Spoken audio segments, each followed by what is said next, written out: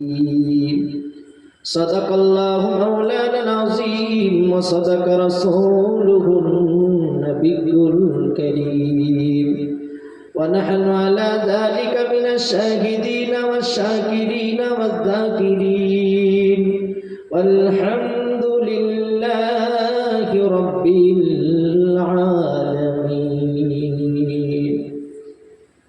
উপস্থিত মহাসম্মানী আজকের এই সভা নির্বাচিত নির্ধারিত মনোনীত যোগ্য সভাপতি সাহেব, আমন্ত্রিত দিগার উলামায়ে হযরত, সম্মুখে বসে থাকা আল্লাহ পাকের জাকিরিন শাকিরিন মুহিব্বিন মুরব্বিয়ান আওয়াম, কলিজার টুকরা আমার নওজোয়ান যুবক ভাইরা, সন্তান সমতুল্য স্নেহের ছোট ছোট বাচ্চারা, পর্দার অন্তরালে আমার মা ও বোনেরা, মহান রবের দরবারে জানাই লাখ কোটি শুকরিয়া যে আল্লাহ পাক দয়া ও মেহেরবানি করে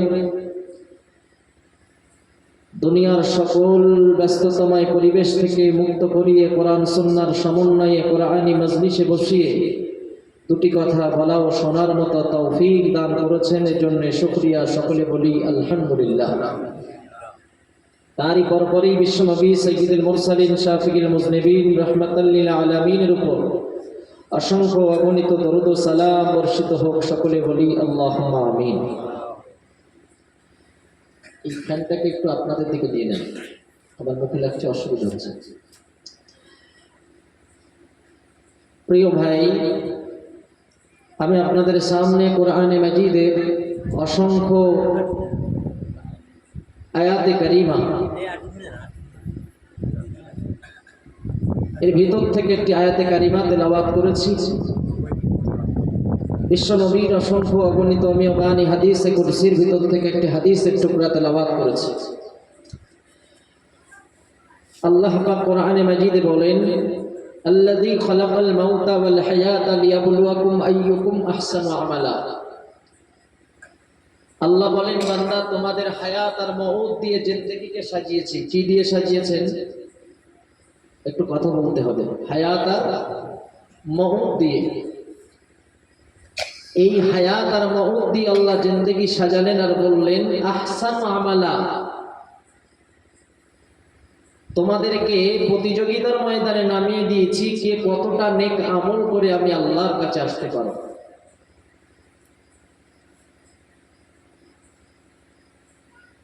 রাসূল আরবি সাল্লাল্লাহু আলাইহি সাল্লাম বলেন, কুল্লু উম্মতি ইয়াদখুলুনাল জান্নাহ ইল্লা মান আবা। কিলা মান আবা ইয়া রাসূলুল্লাহ? ক্বালা মান আতানি দাখালাল জান্নাহ ওয়া মান আসানি ফাকাদ আবা। পয়গম্বরে আরবি বলেন, আমার প্রতিটা উম্মত জান্নাতি, তবে আমি নবীকে যারা অস্বীকার করে তারা জাহান্নামী। সাহাবায়ে কেরাম আরজ করলেন, ইয়া রাসূলুল্লাহ, কারা আপনাকে মানে? নবী বলে, যারা আমার সুন্নাত মানে। বলেন সুবহানাল্লাহ। যারা আমি নবীর সুন্নাত মানে না, তারা আমি নবীকে মানে না। আর আমি নবীকে যারা মানে না, তারা জান্নাতেও যেতে পারবে? বলেন সবাই না। তাহলে আয়াত ও হাদিসের সমন্বয়ে আল্লাহ পাক বোঝালেন, বান্দা, তোমাদের জিন্দেগি যে দিয়েছি, এই জিন্দেগিটা চিরস্থায়ী নয়, ক্ষণস্থায়ী। এর মাঝখানে সময়টা কি করতে হবে? আহসানু আমালা, নেক আমল করতে হবে। এই জন্যই তোমাকে দুনিয়ায় পাঠানো হয়েছে।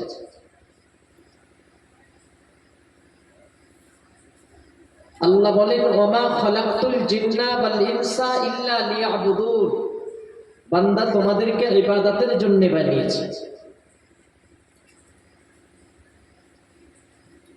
তাহলে এখানে প্রশ্ন এসে যায়, আমরা তো সাধারণ আম মানুষ, আমরা জানি ইবাদত মানে নামাজ, ইবাদত মানে রোজা, ইবাদত মানে হজ, ইবাদত মানে যাকাত, ইবাদত মানে দান, ইবাদত মানে খায়রাত, ইবাদত মানে পরোপকার করা। এই তো এই কটা দেখতে পাচ্ছি চোখের সামনে, আর কই?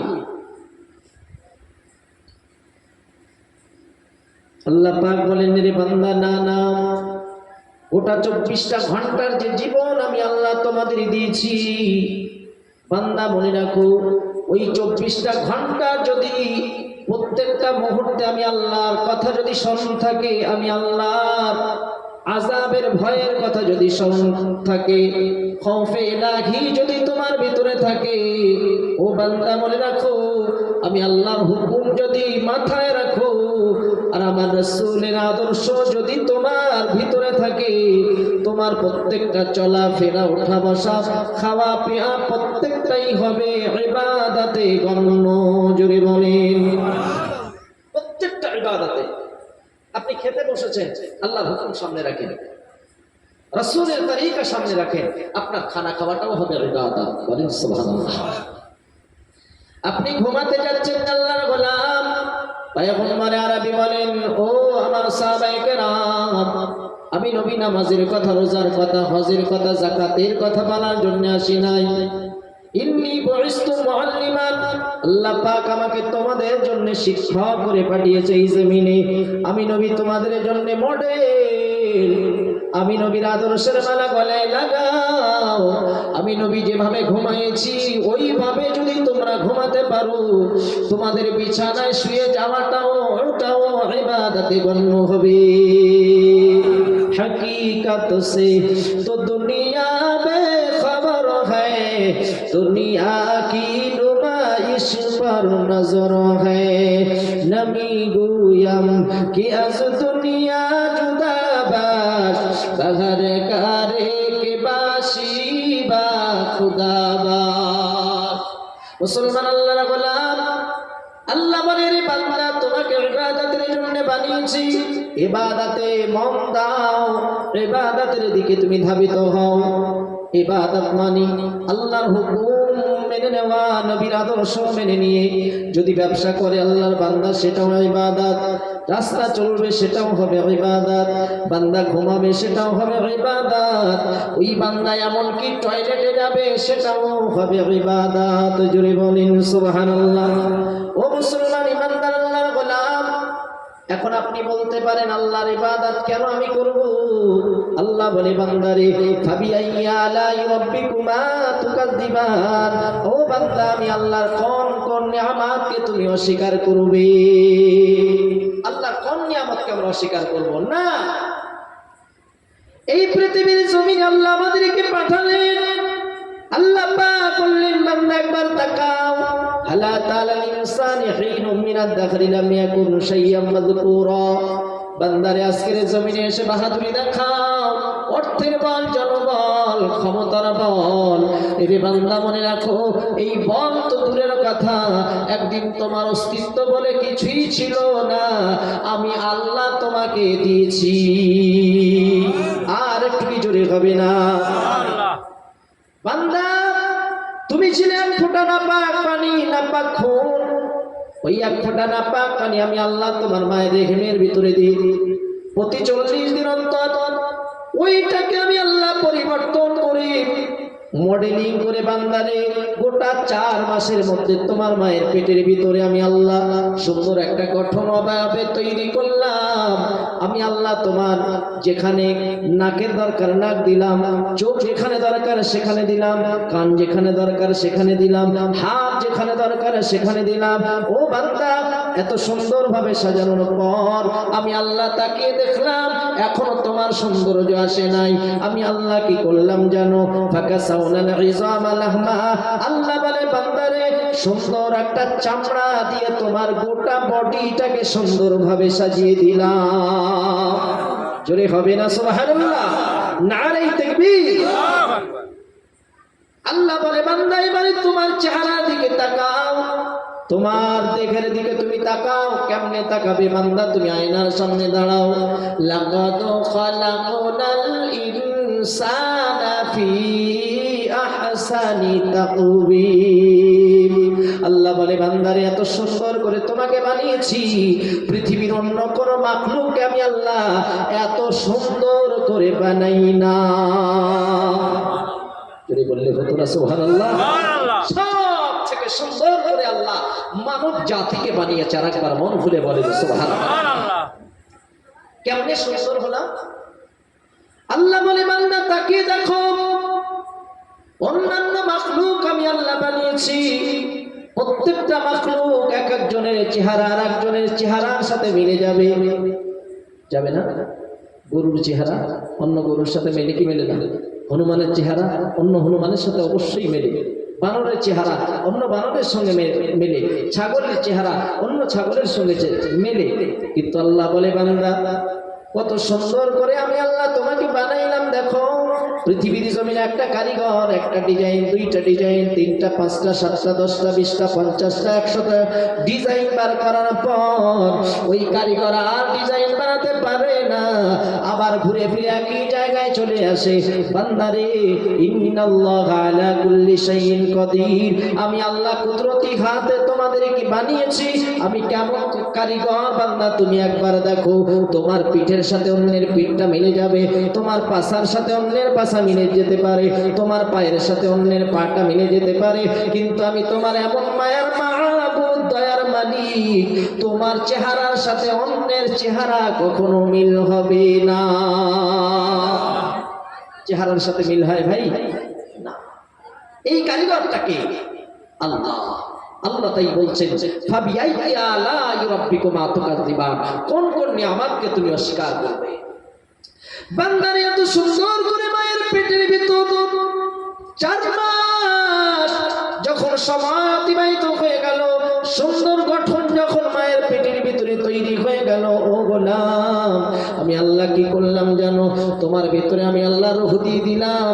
এখন তুমি তোমার মায়ের পেটের ভিতরে জিন্দা, তোমার মাও জিন্দা, তুমিও জিন্দা।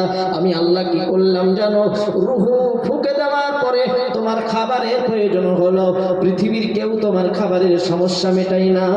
আমি মায়ার মালিক দয়ার আল্লাহ তোমার মায়ের নাড়িটাকে তোমার নাড়ির সাথে তারের মতো কানেকশন করে দিয়ে আমি আল্লাহ তোমার মায়ের মাসিক অসুস্থতাটাকে বন্ধ করে ওইটা খাদ্য হিসাবে ব্যবহৃত করে আমি আল্লাহ মায়ের পেটের ভিতরে 4 মাসের পর থেকে নিয়ে আরো 6 মাস 10 দিন আমি আল্লাহ সুন্দরভাবে তোমার মায়ের পেটের ভিতরে বাঁচিয়ে রাখলাম। মায়ের পেটের ভিতরে আমি আল্লাহ এমন ভাবে রাখলাম, এমন একটা কভারের ভিতরে, এমন একটা প্যাকেটের ভিতরে যেখানে না কোনো ভাইরাস, না কোনো জীবাণু, না কোনো রোগ প্রবেশ করতে পারে। আমি আল্লাহ সুন্দর সেফটির সাথে মায়ের পেটের ভিতরে রেখে দিলাম। একবার জোরে বলেন সুবহানাল্লাহ। বান্দারে আমি আল্লাহ এরপরে তোমার জন্য কি করলাম দেখো, তুমি দুনিয়ার জমিনে আসবে, তুমি কি খাবে, কোথায় চলবে, কোথায় ফিরবে, আমি মায়ের মালিক তোমার খাদ্য খাবারের ব্যবস্থা কেমনে করলাম।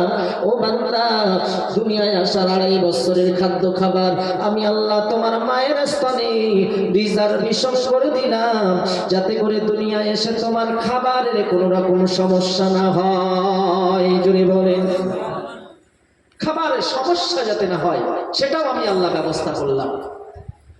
বান্দা তোমার ক্ষুধা লাগবে, মায়ের কাছ থেকে তুমি খাদ্য চাইতে পারবে না, তোমার জবানে শুধু কান্নার কান্না। আমি আল্লাহ এই কান্নার ভিতরে এমন মাধুর্যতা দিলাম, কান্নার ভিতরে এমন আকর্ষণ দিলাম, তুমি বাড়িতে দোলনায় শুয়ে কান্না করো, তোমার কান্না শুনে বাড়ির অন্যান্য মেয়েরা মায়েরা তারা রাগ করে, তারা বিরক্ত হয়, কিন্তু আমি তোমার মায়ের মালিক, তোমার কান্নাটা তোমার মায়ের জন্য এমন একটা বেদনার বস্তু বানিয়ে দিলাম। তোমার কান্না শোনা মাত্র মায়ের হাতে হাজারো কাজ থাকলে জননী মা ওই কাজ ফেলে রেখে দৌড়ে এসে তোমাকে কোলে নিয়ে চুমা দেয়, স্তনের দুগ্ধ পান করিয়ে তোমাকে আরামের বিছানায় ঘুম পাড়িয়ে দেয়। জোরে বলে আর একটু মন খুলে বলেন সুবহানাল্লাহ। আল্লাহ বলে বান্দা এই মায়া আর এই মমতা আর এই ভালোবাসা পৃথিবীর কেউ দেয় নাই, আমি আল্লাহ মায়ের কলিজার ভিতরে তোমার জন্য আমি আল্লাহ দান করেছি। আর একবার জোরে বলে বান্দা এত কিছু দিয়েছি, দেওয়ার পরে আমি আল্লাহ তোমাকে বলেছি বান্দা তুমি ইবাদত করো, ইবাদতের জন্য তোমাকে বানিয়েছি। কিন্তু আফসোস লাগে আজ মুসলমান ইবাদতের দিকে ধাবিত হতে চাই না। আজ আমরা এই জায়গা থেকে অনেক পিছিয়ে। মসজিদে মুয়াজ্জিন আযান দেয় হাইয়া আলাস সালাহ,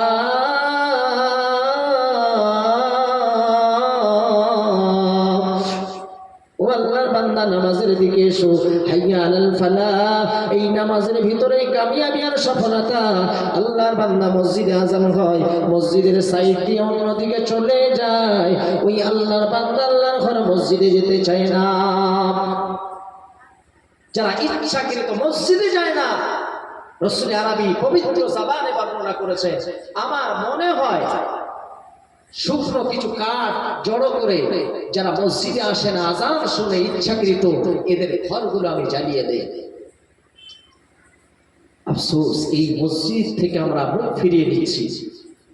এই জন্যই তো আমাদের উপরে খারাপি, এই জন্যই তো আমাদের উপরে অরাজকতা, বিপদ, মুসিবত একের পর এক নেমে আসে। আল্লাহর কোরআন জানিয়েছে, যাহারাল ফাসাদু ফিল বাররি ওয়াল বাহর বিমা কাসাবাত আইদিন নাস। বান্দা যখন বেপরোয়া জিন্দেগি চালাবে, আল্লাহ পাক বলে, বান্দারে জলে এবং স্থলে তোমাদের উপরে মুসিবত নেমে আসবে।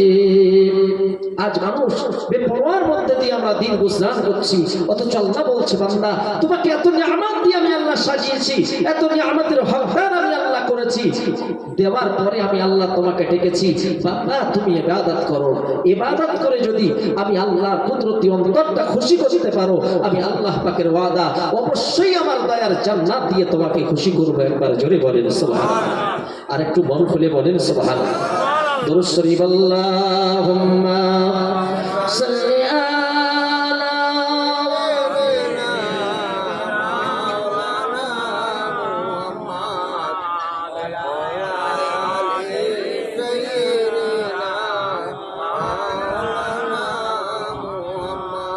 আমার প্রিয় ভাইরা, এই মাহফিল সার্থক হবে তখন, এই মাহফিল ওয়াজ শোনার পর একজন বান্দা যদি নামাজি হয়, ঠিক কিনা? এত হাজার হাজার টাকা একটা মাহফিল প্রতিষ্ঠিত করতে গেলে মিনিমাম 50,000-এর এদিকে হয় না, মিনিমাম, মোটামুটি। আমার প্রশ্ন এটাই, বা আমার ওয়াজ হলো এটাই, 50,000 টাকা খরচ করে একজন আল্লাহর বান্দা যদি আল্লাহমুখী না হয়, তাহলে আপনি বলেন মাহফিল দিয়ে কোনো লাভ আছে? ঘটনা মানে এই ধরনের ওয়াজ আমরা বহু শুনি, কিন্তু কই আমাদের ভিতরে পরিবর্তন? আল্লাহ মানে বান্দারে সুন্দরভাবে যেমন তোমাকে বানিয়েছি, ও বান্দা অসংখ্য অগণিত নিয়ামতের হকদার আমি আল্লাহ করেছি।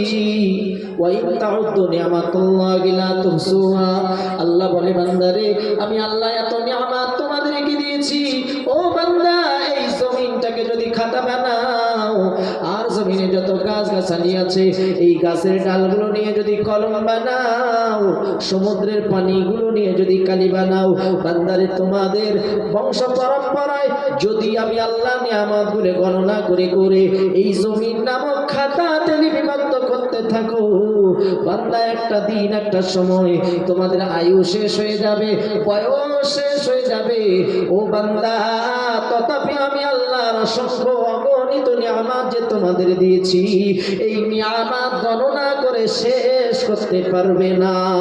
জোরে বলে আল্লাহ এত নিয়ামত এই পৃথিবীর জমিনে আমাদের জন্য দিলেন, কোনটার অসুবিধা রেখেছে বলেন তো? এই গরমের দিন আল্লাহ পাক বলে, বান্দা আমি আল্লাহ কুদরতি বাতাস তোমাকে দিয়েছি, পানি তোমাকে দিয়েছি, আমি আল্লাহ সূর্য দিয়েছি, চাঁদ দিয়েছি, জমিন দিয়েছি, আসমান দিয়েছি, অসংখ্য অগণিত নিয়ামত দেওয়ার পর আল্লাহ বলে, বান্দারে আলাম ইয়ারাউ কামা হালাকনা মিন ক্বাবলিহিম মিন কারনিন মাক্কান্নাহুম ফিল আরদ মা লাম নুমাক্কিন লাহুম ওয়া আরসালনাস সামাআ আলাইহিম মিদরারা। আল্লাহ বলে, বান্দারে আমি আল্লাহ তোমাদের পৃথিবীর জমিনে যে নিয়ামত দিয়েছি, এর থেকে কোটি কোটি গুণ বেশি নিয়ামত আমি আল্লাহর জান্নাতের ভিতরে তোমাদের জন্য আমি আল্লাহ মওজুদ করে রেখেছি। অসংখ্য অগণিত নিয়ামত আল্লাহ বলে তোমাদের জন্য জান্নাতের ভিতরে রেখেছি। এ তো শুধুমাত্র তোমাদের ব্যবহারের সামগ্রী। 60 বছর দুনিয়ায় থাকবে, 70 বছর দুনিয়ায় থাকবে, 50 বছর থাকবে, এই আয়ুকালের মধ্যে যা যা প্রয়োজন এ শুধুমাত্র এটাই দিয়েছি। এর থেকে অসংখ্য অগণিত নিয়ামত আমার দয়ার জান্নাতের ভিতরে তোমার জন্য রিজার্ভেশন করে রেখেছি। জোরে বলেন সুবহানাল্লাহ। আর আমার আফসোস তো এই জায়গায় আল্লাহ বলেন, আল্লাযী খালাকাল মাউতা ওয়াল হায়াতা লিয়াবলুয়াকুম আইয়ুকুম আহসানু আমালা, হায়াত আর মওত দিয়ে জিন্দেগি বানিয়েছি রে বান্দা নেক আমল করার জন্য। ও মুসলমান ইমানদার, আজ আমার বয়স 50 বছর, 40 বছর, 30 বছর, 35 বছর, 80 বছর, 100 বছরের কোঠায় পৌঁছে গেলাম। মুসলমান ইমানদার, 60 বছরের জিন্দেগি বাঁচার জন্য সুন্দর পরিকাঠামো যা যা দরকার নিখুঁতভাবে বানিয়ে নিলাম। অথচ আমার আপনার ইন্তেকালের পর আদম সাফিউল্লাহ থেকে নিয়ে আজ পর্যন্ত যে বা যারা কবরের জমিনে গিয়েছে রে বাবা, এই পর্যন্ত কেউ ফেরে নাই। আর যারা পরবর্তীতে যাবে, কিয়ামতের আগে কেউ ফিরবে না। আল্লাহ যদি উঠান শারুন নাদামাতি ইয়াউমাল কিয়ামা, কিয়ামতের দিন হাসরের ময়দানে বান্দাকে একত্রিত করবে, বান্দাকে উঠাবে, এর আগে কেউ কবর থেকে উঠবে না। আল্লাহর কোরআন জানান, ওয়ালা তাকুলু লিমা ইউক্তালু ফি সাবিলিল্লাহি আমওয়াত বাল আহইয়াউ ওয়ালাকিন লা তাশউরুন। যারা আমার রাস্তায় জীবন দেয় তারা মরে গেছে এমন কথা তোমরা বলো না, আমি আল্লাহ বলছি তারা মরার পরে জিন্দা। অপর আয়াতে বলেন, বাল আহইয়াউন ইনদা রাব্বিহিম রিযাকুন, আমি আল্লাহ নিয়ামিত আমার জান্নাত থেকে রিজিক রুজি ওই সকল সোহাদা বান্দাদের কবরে পৌঁছে যায়। জোরে বলে এই আয়াতের তাফসীর দ্বারা তাহলে কবরে যাওয়ার পরেও কিন্তু আমাদের খাবারের প্রয়োজন হবে, হবে কি হবে না? কারণ কোরআনে যতগুলো আয়াত আল্লাহ দিয়েছে সত্য না মিথ্যা? জি। এবারে বাস্তব দৃষ্টিকোণ দিয়ে আমরা একটু চিন্তা করি। মানুষ যখন মারা যায় বডিটা থাকে ঠিকই, কিন্তু আত্মাটা কোথায় যায়? আবার আপনারা দেখেন ভিতরে প্রাণবায়ু আছে বলে, আত্মা আছে বলে আমাদের খাবারের প্রয়োজন হয়, ঘুমানোর প্রয়োজন হয়, বিশ্রামের প্রয়োজন হয়। মনের ভিতরে বিভিন্ন রকম সব জায়গায় আমরা সেগুলো পূরণ করি। ও মুসলমান ইমানদার আল্লাহর গোলাম, এই মানুষ যখন মারা যায়, মারা যাওয়া মানে ইন্তেকাল হওয়া, ইন্তেকাল মানে স্থানান্তরিত হওয়া, পরিবর্তন হওয়া, এক জায়গায় থেকে অন্য জায়গায় যাওয়া। অন্য জায়গায় কোন বস্তুটা যায়? পয়গম্বরে আরবি বলেন, ও উম্মতের দল, তোমার দেহের ভিতর থেকে প্রাণবায়ুটা বাহির করে নেওয়া হয়। তার মানেই হলো প্রাণটাই যেহেতু আমার আপনার শরীরের মেন বস্তু, এই প্রাণটাকে নিয়ে হয় ইঞ্জিনে না হয় সিজিনে, দোনো জায়গার যে কোনো একটা জায়গায় নিয়ে যাওয়া হোক না কেন, আল্লাহর বান্দার অবশ্যই খাবারের প্রয়োজন হবে, আল্লাহর বান্দার অবশ্যই আরামের প্রয়োজন হবে, আল্লাহর বান্দার অবশ্যই ঘুমানোর প্রয়োজন হবে। আল্লাহ বলে, বান্দারে ওই কবরের জমিন যদি তোমাকে সুস্থতার সাথে জীবন যাপন করতে হয়, বান্দা ওইখানে দুনিয়ার টাকা পয়সা সোনাদানা ধন দৌলত চলবে না। ওই জায়গায় সুখে আর আরামে থাকতে গেলে এই জমিন থেকে সুন্দর ইবাদত করে নিয়ে কবরে যাও, কেননা ইবাদতের বিনিময় আল্লাহ বান্দাকে জান্নাত দেওয়ার ওয়াদা করেছে। কবরে যেতে গেলে ইবাদত নিয়ে যাও। এখন আসুন আমি আর আপনি আবার আপনার জিন্দেগিটা মেলাই। হাই হাই, আমার আপনার জিন্দেগিতে তেমন ইবাদত আছে না নাই? এই তো কদিন আগে মাঘে রমজান চলে গেল। মুসলমান ইমানদার আল্লাহর গোলাম, পয়গম্বর নবী জানায় মাঘে রমজানের চন্দ্র উদিত হয়, আল্লাহ পাক শয়তানকে শিকল আবদ্ধ করে আবদ্ধ ভূমিতে বেঁধে রাখে, আবদ্ধ ভূমিতে ফেলে রাখে। এই জন্য আল্লাহর বান্দা মসজিদে অতি সহজে চলে যায়। সুন্দরভাবে আল্লাহর বান্দা মসজিদে গিয়েছে, তারাবি পড়েছে, ইফতারি করেছে, অন্যান্য 5 ওয়াক্ত নামাজ জামাতে শরীক হয়েছে। অথচ মুসলমান ইমানদার আল্লাহর গোলাম, ঈদ যেই হয়ে গেল, ওই আল্লাহর বান্দার আর মসজিদের সঙ্গে সম্পর্ক নাই, সম্পর্ক নাই। আহা কেমন আফসোস, কেমন পরিতাপ, মসজিদগুলো আজকে ফাঁকা হয়ে পড়ে আছে। রমজান মুবারক মাসে যেভাবে মানুষের আনাগোনা মসজিদে ছিল, আজ মসজিদের ভিতরে সেইভাবে মুসল্লিদের আনাগোনা নাই। কাল ময়দানে মাহশারে ওই মসজিদ আল্লাহর সম্মুখে উঠবে, আল্লাহর বান্দা আল্লাহর সম্মুখে উঠবে। আল্লাহ বলবে, এই আমার ঘর মসজিদ, তুমি জান্নাতে চলে যাও। আল্লাহর ঘর মসজিদ বলবে, না আল্লাহ, আমি আপনার জান্নাতে যেতে পারবো না যতক্ষণ না আমাকে যারা আবাদ করেছে, আমার ভিতরে যারা নামাজ আদায় করেছে, আমার ভিতরে যারা তাসবিহ পড়েছে, আমার ভিতরে বসে বসে যারা কোরআন তেলাওয়াত করেছে, আমার ভিতরে বসে বসে যারা জিকির আজকার করেছে, এদেরকে যতক্ষণ আমার ভিতরে পৌঁছে না দেবেন, আমার পেটের ভিতরে যতক্ষণ না এদেরকে ঢোকানো হবে ততক্ষণ আমি আপনার ঘর মসজিদ আপনার জান্নাতে যাব না। জোরে বলে। কিন্তু এটা হবে কি করে আমাদের জিন্দেগিতে?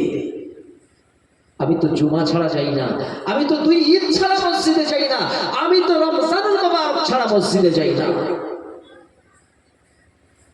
আল্লাহ রাস্তে বলছি, আসুন আমরা পরিবর্তন হই, আসুন আমরা ফিরে আসি। প্রত্যেকে ধর্মীয় চেতনা নিয়ে যখন আগে বাড়বো দেখবেন সংসারে শান্তি আসবে, পাড়াতে শান্তি আসবে, ফ্যামিলিতে শান্তি আসবে। এক কথা আল্লাহ রহমত নাজিল হবে। একবার জোরে বলেন সুবহানাল্লাহ। কোরআনে মাজিদে আল্লাহ বলেন, ইন্নাস সালাতা তানহা আনিল ফাহশাই ওয়াল মুনকার ওয়া লাযিকরুল্লাহি আকবার। নিশ্চয়ই নামাজ বান্দার মন্দ আখলাকে পরিবর্তন করে দেয়। ও মুসলমান ইমানদার আল্লাহর গোলাম, যে মানুষটার ভিতরে মিথ্যা আছে, যে মানুষটার ভিতরে পাপাচার আছে, যে মানুষটার ভিতরে হিংসা আছে, যে মানুষটার ভিতরে নেশা ভার আছে, ওই আল্লাহর বান্দাটা যদি আল্লাহমুখী হয়ে নিয়মিত নামাজ আদায় করে, নিয়মিত যদি নামাজ আদায় করে, মনে রাখো আল্লাহ পাকের কোরআনের ওয়াদা, নিশ্চয়ই নামাজ বান্দার মন্দ আখলাকে পরিবর্তন করে দেয়। বান্দা যদি সুন্দরভাবে নামাজ আদায় করে, অবশ্যই ওই বান্দাকে আমার আল্লাহ নামাজের বাদৌলাতে আমার আল্লাহ পাক আল্লাহ তাআলা একদিন না একদিন ওই বান্দাকে অবশ্যই পরিবর্তন করে দেবে। কিন্তু আফসোস, নামাজে গেলেই, মসজিদে গেলেই যত ব্যস্ততা। এমন মসজিদ আছে যে মসজিদে এসি লাগানো নাই, এমন মসজিদ। হ্যাঁ, আচ্ছা বলেন তো, এসিতে কে না থাকতে ভালোবাসে? সবাই আমরা বাসি।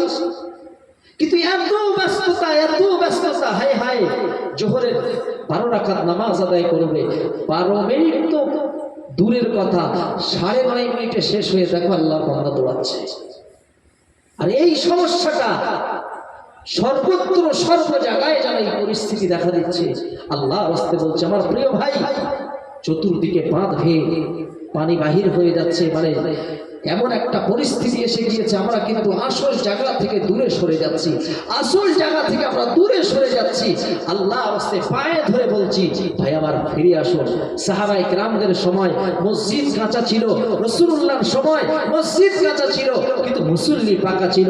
ওই সময়ে খাদ্য খাবার অত উন্নত মানের ছিল না ঠিকই, কিন্তু প্রত্যেকটা মানুষের ভিতরে ইমানি পাওয়ার, ইমানি কুওয়াত এত মজবুত ছিল, পাহাড় চলে যাবে। অথচ আল্লাহর কসম, একজন ঈমানওয়ালার ঈমানকে কেউ টলাতে পারতো না। একবার জোরে বলেন সুবহানাল্লাহ, আর একটু মন খুলে বলেন সুবহানাল্লাহ। আজকে আমরা সর্ব জায়গায় সর্বত্রে ভেজালের মধ্যে জড়িয়ে গেছি, ভেজালের মধ্যে জড়িয়ে গেছি। আল্লাহ রাস্তে বলছে, আমার প্রিয় ভাই, আর এই জিন্দেগি সুন্দর পরিকাঠামোয় আনতে গেলে কেউ আমাকে এনে দিতে পারবে না। আল্লাহর কোরআন জানিয়েছে, ইন্নাল্লাহা লা ইউগাইয়িরু মা বিকওমিন হাত্তা ইউগাইয়িরু মা বিআনফুসিহিম। আল্লাহ পাক বলে, বান্দারে, নিশ্চয়ই আমি আল্লাহ ততক্ষণ পর্যন্ত কোন জাতিকে, কোন কওমকে আমি আল্লাহ হেদায়েত করি না যতক্ষণ পর্যন্ত এই বান্দা নিজে নিজে হেদায়েত না হয়।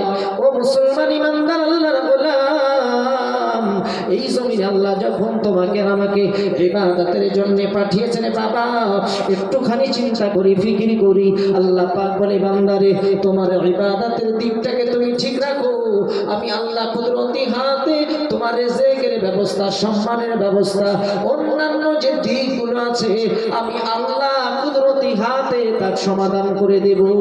জোরে বলেন। আমার মাইকম্যান ভাই, আপনি একটু মাইকের কাছে আসুন তো।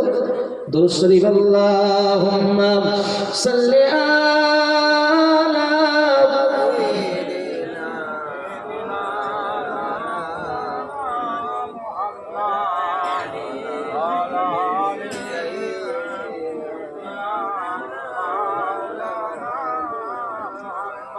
আমার প্রিয় ভাইরা, মুরব্বিরা, সাহাবায়ে কেরাম রিজওয়ানুল্লাহি তাআলা আলাইহিম আজমাইন বলেন, যখন তেনারা ইসলাম কবুল করেন নাই, পরিস্থিতি ছিল একরকম।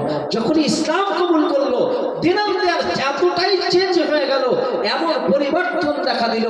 আল্লাহ রাসূল বলেন, আসহাবিকান নুজুম ইহতিদাইতুম ইহতিদাইতুম, আমার প্রত্যেকটা সাহাবায়ে কেরাম নক্ষত্রের মতো।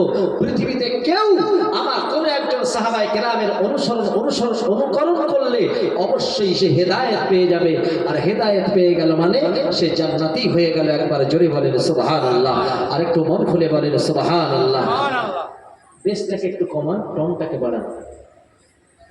বেশ কাটা আছে, টোনটা একটু সাউন্ডটা একটুখানি হালকা বাড়িয়ে দেন, হালকা একটু ভাসিয়ে দেন। একটু জিকির করেন, লা ইলাহা ইল্লাল্লাহ, লা ইলাহা ইল্লাল্লাহ, লা ইলাহা ইল্লাল্লাহ, লা ইলাহা ইল্লাল্লাহ, লা ইলাহা ইল্লাল্লাহ, মুহাম্মাদুর রাসূলুল্লাহ। আল্লাহুম্মা সাল্লি আলা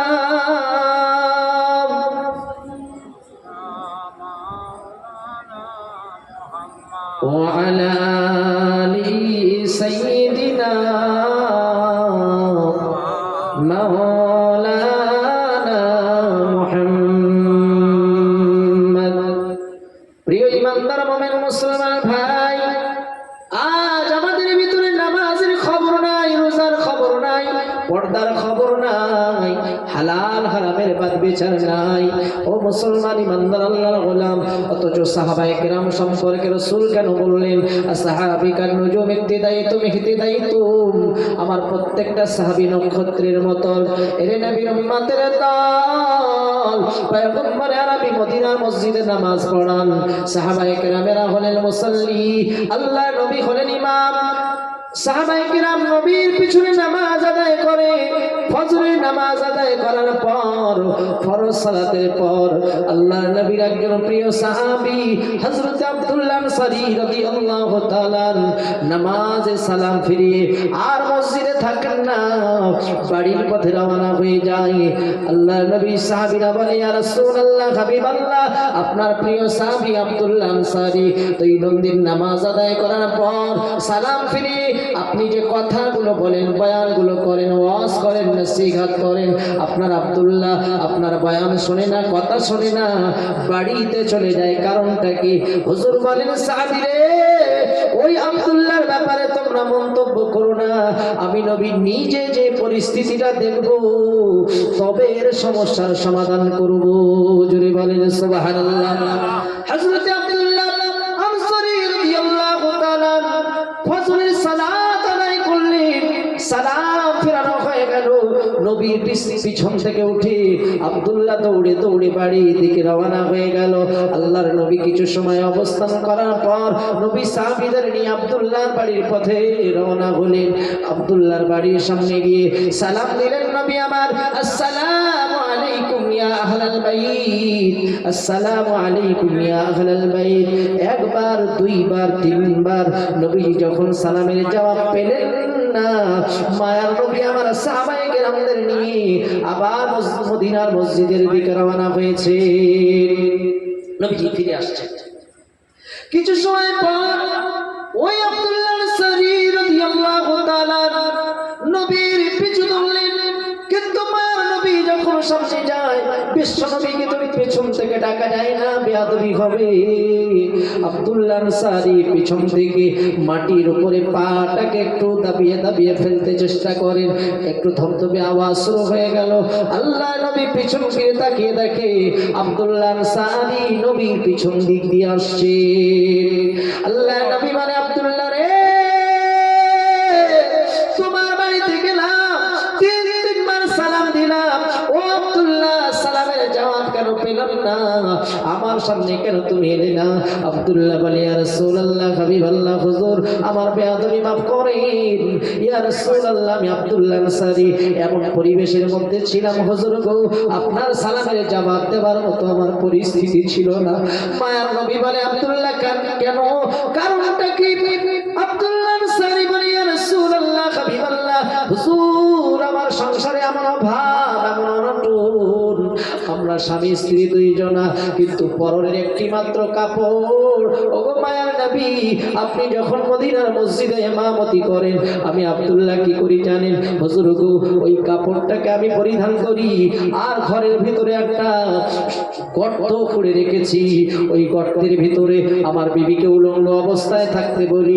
আমি দৌড়ে যে মদিনার মসজিদে নামাজ আদায় করে আবার দৌড়ে বাড়ি এসে আমি আব্দুল্লাহ গর্তের ভিতরে ঢুকে আমি আমার শরীরের কাপড়টাকে খুলে আমার বিবিকে দেই।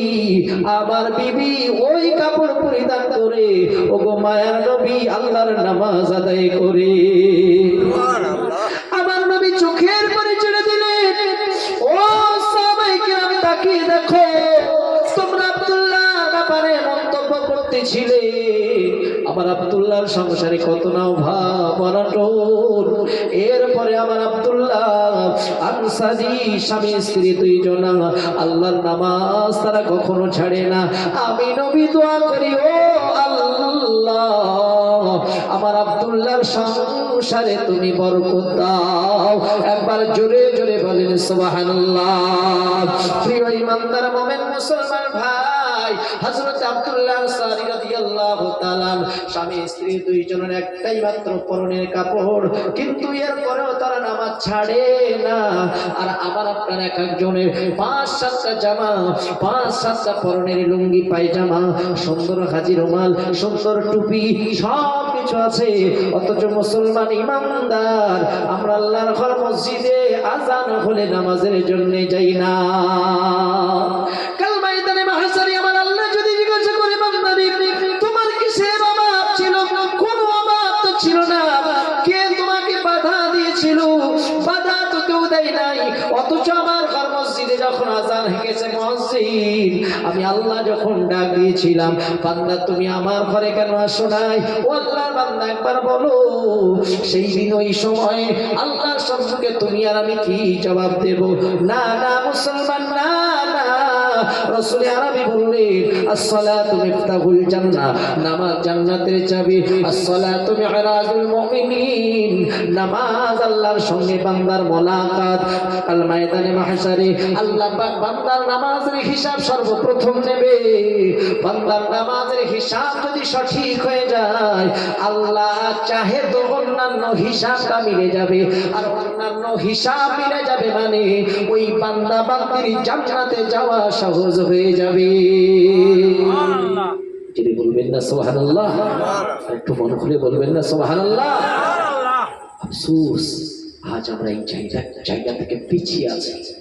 আমার মুসলিম ভাইয়েরা, সে যে লেভেলেরই মানুষ হোক না কেন, সে নেতা হোক বা ভালো শিক্ষিত হোক, আমার নজরে তো পড়ে না তার পুজোর সময় এলে, তার একটা পূজা অর্চনা করার সময় এলে সে যে অবস্থায় থাকে সে ঠিক ঠিক সময় মতো সেগুলো আদায় করে। করে কি করে না বলেন তো? জি জি জি। কিন্তু আফসোস লাগে আমার মুসলমান ইমানদার ভাই, একটু যদি পয়সা হয়েছে, একটু যদি টাকা হয়েছে, আর যদি একটু ডিগ্রির জায়গায় গিয়েছে, সর্বপ্রথম যে বিষয়টা নামাজকে ছেড়ে দেয়। হাই হাই আফসোস। এরপরে এমন ভাবে চলতে থাকে মনে হয় যেন দূর থেকে চেনা মুশকিল। আল্লাহর রাস্তায় আমি আপনাদের ছোট ভাইয়ের মতো, এখানে আমি নূতন নয়, এর আগে কয়েকবার এসেছি। আমার নদিয়াখালী এলাকার ভাইয়েরা, সত্যি আপনাদের এলাকাটা আমার খুবই ভালো লাগে, কারণ আপনারা মিক্সড অবস্থায় বসবাস করেন, তাই না? জি জি, মুসলমান ভাই ও মুসলমান ভাই, কত সুন্দর কাঁধে কাঁধ মিলিয়ে আপনারা বসবাস করেন, আমার খুবই ভালো লাগে। আমি আপনাদের কথা কয়েকটা জলসাতে গিয়েও বলেছি, আপনারা জানেন না, কিন্তু আমার আল্লাহ জানে, আল্লাহ সাক্ষী। আল্লাহর রাস্তায় বলছি, এমনি কথাই আছে, মানুষ দেখেও শেখে, মানুষ দেখেও শেখে। মাইকমান ভাইটা কই গেল? ভাই জ্ঞান উঠছে, একটুখানি আসেন। সর্বপ্রথম আমি আপনাকে অপশনটা দেব, আপনি নামাজটাকে ঠিক করেন। আপনি আপনার আমার জিন্দেগি পরিবর্তন করার রুট মাফিক প্রথম নামাজটাকে ঠিক করতে হবে। 2 নাম্বার, বুনিয়াল ইসলাম আলা খামসিন শাহাদাতি আল্লা ইলাহা ইল্লাল্লাহ وإقام الصلاة وإيتاء الزكاة والحج والصوم رمضان পয়গম্বরে আরবি বলেন এরে নবীর উম্মতের দল এরে আল্লাহর গোলাম আল্লাহ নবী বলে তুমি কালেমার সাক্ষ্য দিয়েছো এই কালেমার সাক্ষ্য দেওয়ার পরই তোমার উপরে সালাতটা ফরজ আইন হয়ে গিয়েছে তোমার জন্য এক ওয়াক্ত নামাজ ছাড়া যাবে না নামাজের হুকুম কতটা কঠিন মা বাচ্চা প্রসব করছে বাচ্চা প্রত্যেকটা মায়ের পেট থেকে দুনিয়ার জমিনে বেরিয়ে এসেছে বাইরে বেরিয়ে এসেছে তখনও পর্যন্ত মা নাপাক হয় নাই তখনও পর্যন্ত খুন বাগির হয় নাই ওই অবস্থায় যদি নামাজ রক্ত হয়ে যায় একজন মায়ের জন্য নামাজের হুকুম হলো কোলের কাছে গর্ত খুলবে বাচ্চার মাথাটাকে গর্তের ভিতরে রেখে ওই মা ইশারায় নামাজ আদায় করবে এরপরেও নামাজ তার জন্য মাপ নাই আমরা করি কত জি আমরা কি ভেবেছি একবার এই নামাজ না পড়ার কারণে মুআল্লিমুল মালাইকা থেকে ইবলিস হয়ে গেছে তাই না বাবু সেজদা না দেওয়ার কারণে ইবলিস কেন হলো ও তো ফারিস্তাদের লিডার ছিল ইবলিস হওয়ার একমাত্র কারণ সেজদা না দেওয়ার কারণ আর নামাজে তো সেজদাই বেশি আকর্ষণ নামাজে সেজদাটাই মাহবুদের দরবারে বেশি আকর্ষণ আল্লাহ বলেন ওয়াসজুদ ওয়াক্তারিব সেজদা দাও আর আমি আল্লাহর কাছাকাছি হয়ে যাও এই জন্য শয়তান সব সময় চায় আল্লাহর বান্দা যাতে সেজদা না দেয় ও মুসলমান ইমানদার আল্লাহর গোলাম কালেমার সাক্ষ্য দিয়েছো নামাজটাকে সহি করে নাও নামাজ সহি হওয়ার পাশাপাশি যাকাতটাকে নিয়মিত যদি তুমি মালদার হও সাহেবে নিসাব যদি হও ঠিকমতো বছর অন্তে একবার শতকরা 2.5 টাকা ও মুসলমান ইমানদার শতকরা 2.5 টাকা তুমি যাকাত আদায় করো যাকাত আদায় করো হায় রে মুসলমান আজকের এই যাকাত থেকে আমরা মুখ ফিরিয়ে নিলাম কেমন ভাবে মুখ ফিরিয়ে নিলাম যাকাত যদিও বা দেই আমরা হিসাব করি না আর যদিও বা হিসাব করে যাকাত দেই এমনও যাকাত দেওয়ালা আল্লাহর বান্দা আছে কাপড়ের দোকানে যে এত নিম্নমানের শাড়ি এত নিম্নমানের লুঙ্গি এত নিম্নমানের শার্ট এত নিম্নমানের কাপড় সামান আদি ক্রয় করে ভিখারি অসহায় গরিবদের হাতে তুলে দেয় ওই গরিব অসহায়টা একদিনের বেশি 2 দিন পড়তে পারে না মুসলমান ইমানদার মনে রাখো এতে তোমার যাকাত আদায় হয় না বরং আরেকজন আল্লাহর বান্দাকে কষ্ট দেওয়া হয় এতে যাকাত আদায় হয় না অনেক বড় লোক আছে না হুজুর দোয়া করেন এবারে 300 পিস শাড়ি দিয়েছি 500 পিস লুঙ্গি দিয়েছি জামা দিয়েছি এটা কিন্তু যাকাতের আদায় করা সঠিক বিধান না যদি দিতেই হয় তোমার যাকাত তোমাকে দিতে হবে কেমন তুমি তোমার গিন্নির জন্য যেমন ধরে একটা শাড়ি ক্রয় করেছো ওই শাড়িটা যেমন দামে তুমি কিনেছো ও আল্লাহর বান্দা তুমি যাকাত আদায় করবে ওই রকম দামি দামি শাড়ি কাপড় ওই রকম দামি দামি লুঙ্গি পাজামা ইত্যাদি ক্রয় করে তুমি যাকাত আদায় করো আর যদি তুমি না করো রে ভাই তোমার যাকাত ঠিকমতো আদায় হবে না ও মুসলমান ইমানদার আল্লাহর গোলাম আজকে আমি আপনি স্রোতে গা ভাসিয়ে দিয়ে চলছি রে বাবা আমরা যাকাতের দিকে খেয়াল করি না ওই জায়গার কাপড় চোপড় ওই যে যাকাতের কাপড় চোপড়গুলো আমরা ক্রয় করি এত নিম্নমানের কাপড় এত নিম্নমানের কাপড় নিজের গিন্নির জন্য নিজের স্ত্রীর জন্য কাপড় কিনলাম এমন করে অন্যান্য জামা কিনলাম ইত্যাদি ক্রয় করলাম সেগুলো উন্নত মানের দামি দামি আর যাকাতের জন্য যেটা ক্রয় করলাম দেখা যায় 300 টাকার বেশি দাম না মুসলমান ইমানদার আল্লাহর কোরআন এখানে শিক্ষা দেয় লান তানালুল বিররা হাত্তা তুনফিকু মিম্মা তুহিব্বুন আল্লাহ বলে রে বান্দা তোমার উৎকৃষ্ট বস্তু আমি আল্লাহর রাহে উৎসর্গ করো আল্লাহর বান্দা যাকাত আদায় করবে ওই যাকাতের শাড়ি কাপড় লুঙ্গি পাজামা ইত্যাদি যাই ক্রয় করুক না কেন এমন উন্নত মানের হতে হবে ওই কাপড়টা দেখার পরে বাড়িওয়ালা যেন ঈর্ষা করে যিনি ক্রয় করেছে তেনার যেন মনটা ওই দিকে যায় যে এইরকম একটা কাপড় আমার হলে ভালো হতো এইরকম মন যখন গাওয়া দেবে সাক্ষ্য দেবে ওই বস্তুটা নিয়ে ও আল্লাহর বান্দা যাকাত আদায় করো অবশ্যই তোমার যাকাত আদায় হয়ে যাবে যদি বলি আর নিম্নমানের সব থেকে লক্ষ্য যে আর কেউ নিতে চায় না, তাই দিয়ে তুমি যাকাত আদায় করো। আল্লাহ বলেন, বান্দা ইন্নাল্লাহা লা ইয়ানজুরু ইলা সুআরিকুম ওয়ালাকিন ইয়ানজুরু ইলা নিয়াতিকুম ওয়া কুলুবিকুম। কাল ময়দানে মাহশারে আল্লাহ পাক বান্দার সুরাত দেখবে না, আল্লাহ পাক বান্দার দেখবেন কলবের অবস্থা, নিয়তের অবস্থা, বান্দা কোন নিয়তে যাকাত আদায় করেছে। বৎসরান্তে কোনো বান্দা যদি নিয়মিত হিসাব বসে বসে যাকাত আদায় করে, আল্লাহ রাসূল বলেন ওই বান্দার মালামালের পাহারাদার হয়ে যায় আল্লাহ পাকের রহমতের ফেরেশতারা। জোরে বলেন সুবহানাল্লাহ। রহমতের ফেরেশতারা ওই বান্দার মালামাল পাহারা দিবে, কখনো তার সম্পদে ক্ষতি হবে না। ফাজাইলে সাদাকাতের ভিতরে একটা ঘটনা এমন এসেছে, আল্লাহর এক বান্দা হাজী সাহেব, পানি জাহাজের মালিক, জাহাজ ভর্তি মালামাল সমুদ্রের বুক দিয়ে ভেসে ভেসে চলে। হঠাৎ হাজী সাহেবের কাছে খবর এলো, ও হাজী সাহেব, আল্লাহ বান্দা, শুনতে পেলাম আপনার জাহাজ সমুদ্রের মাঝখানে ডুবে গিয়েছে, মালামাল যা ছিল সব শেষ, জাহাজের ড্রাইভার শেষ, ক্যাপ্টেন শেষ, সবাই শেষ হয়ে গেছে। আল্লাহর বান্দা হাজী সাহেব বিচলিত হলেন না, আল্লাহর ঘর মসজিদে চলে গেলেন, 2 রাকাত সালাতুল হাজতের নামাজ আদায় করে এবারে আল্লাহর বান্দা হাজী সাহেব বাড়িতে এসে বলছেন, ও ম্যানেজার বাবু, দেখো তো বাবা, এবছরের হিসাবটা বাহির করো, আমি হাজী সাহেবের যাকাতটা ঠিক মতো দেওয়া হয়েছে কিনা। ম্যানেজার হিসাব করলেন, সমস্ত অর্থের হিসাব পাঠ করার পর হাজী সাহেবকে জানিয়ে দেয়, ও আল্লাহর বান্দা, এবছরে আপনি যা যাকাত আদায় করেছেন, এই যাকাত আদায় করাতে 1 টাকাও বাকি নাই। বলেন না সুবহানাল্লাহ। যাকাতের পয়সা 1 টাকা বাকি নাই, আপনি সব দিয়েছেন। হাজী সাহেব চিৎকার দিয়ে বলে, ও ম্যানেজার বাবু, আমার সঙ্গী সাথীরা শুনে রাখো, যারা আমাকে সংবাদ দিয়েছে আমি হাজী সাহেবের জাহাজ দরিয়ার মাঝখানে ডুবে গিয়েছে, আমি পূর্ণাঙ্গ বিশ্বাসের সাথে বলছি, রাসূলুল্লাহর কথা মতো যারা নিয়মিত যাকাত আদায় করে তাদের মালামালের পাহারাদার হয়ে যান আল্লাহর রহমতের ফেরেশতারা, তাদের মালামালের পাহারাদার হয়ে যান স্বয়ং আমার আল্লাহ। আমি আল্লাহর বান্দা হাজী সাহেব হজ পাক থেকে ঘুরে এসেছি, আমি আমার যাকাতটাকে সঠিকভাবে আদায় করেছি, নিশ্চিত আমার মালামাল হেফাজত করবেন আমার আল্লাহ। আর এই বিশ্বাস আর ঈমান নিয়ে আমি বলছি, আমার জাহাজ কখনো দরিয়ার পানি গ্রাস করতে পারে না। জোরে বলবেন না সুবহানাল্লাহ। আর একটু মন খুলে বলা যাবে না সুবহানাল্লাহ?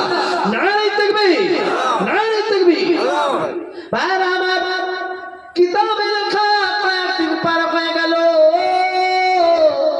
ওই হাজী সাহেবের জাহাজ ঘাটে এসে ভিড়েছে, দেখা গেল জাহাজের এতটুকু কোনো ক্ষতি হয় নাই।